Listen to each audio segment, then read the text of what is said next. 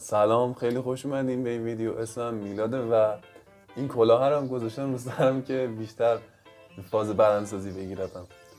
من تو این ویدیوها و تو این چنل با هم دیگه، یعنی با شما، با کسایی که این ویدیو رو میبینن، عهد بستیم که 1000 روز تمرین کنیم و 1000 بار از تمرین کردن اون فیلم بگیریم تا ببینیم چه تغییراتی بدنمون میکنه تو این 1000 روز.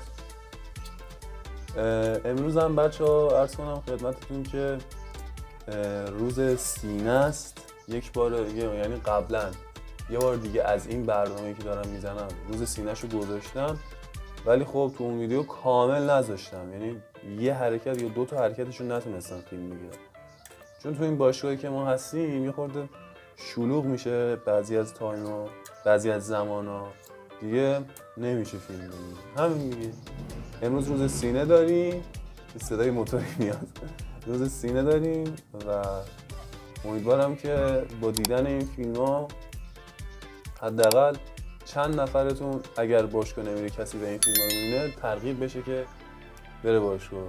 ولی خب همه کسی که این فیلم ها رو میبینن اغلب باشگاه میرن. همین دیگه. مرسی که تا اینجا ویدیو رو دیدی.